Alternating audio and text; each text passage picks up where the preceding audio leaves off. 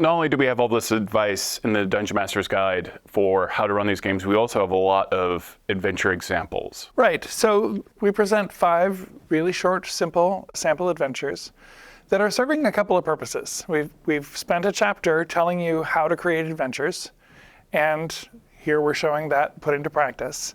It is so easy for a DM to look at the adventures that we publish as books that are 192 pages or something like that, and imagine that that's what they have to do to create an adventure, to have a fun time for their friends at the table. And that is way more work than any DM has to do, unless they are trying to get published or want to publish their own stuff. You don't need to write Curse of Strahd. No. Yeah. No.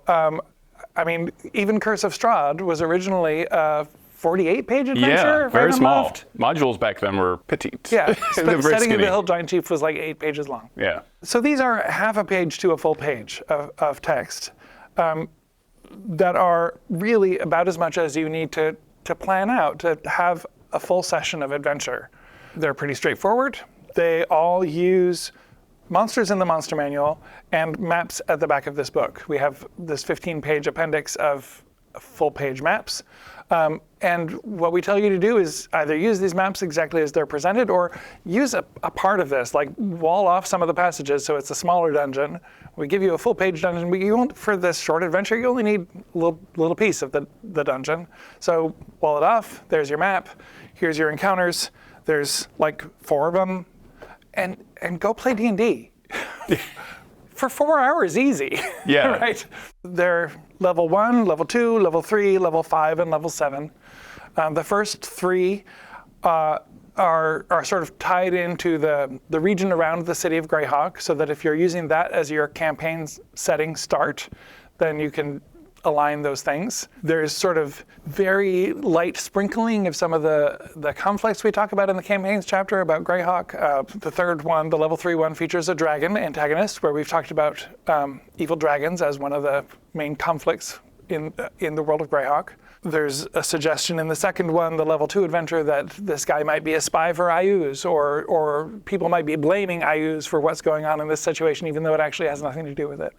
They're really simple, straightforward adventures. I've run 2 of them actually for one-night game nights at my church. Mm-hmm.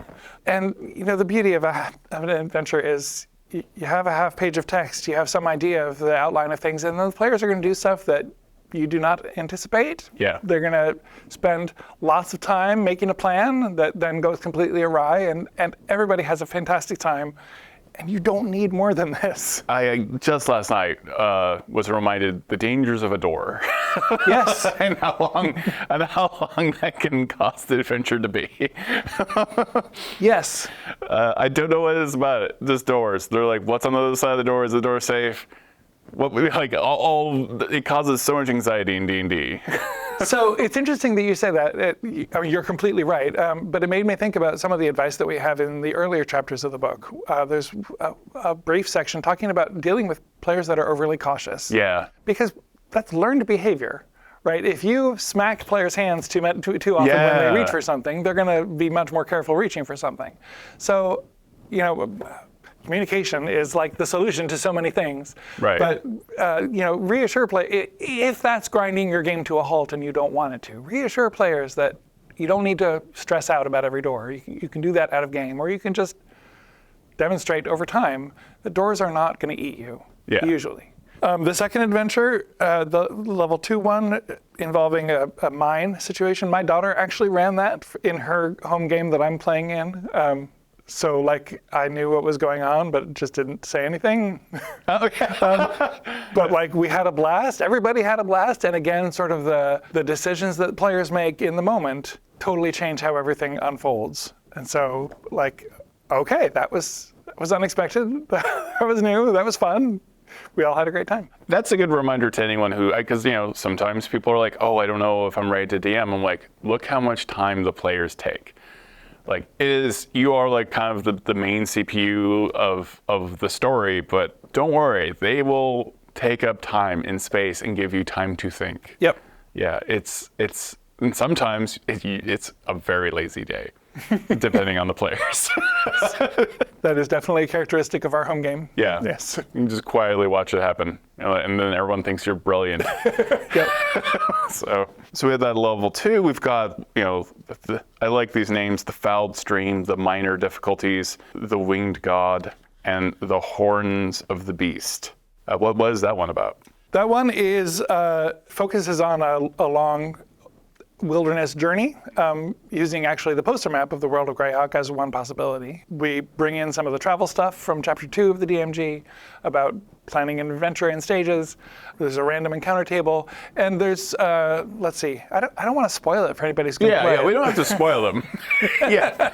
It's a quest looking for an ancient temple in the jungle.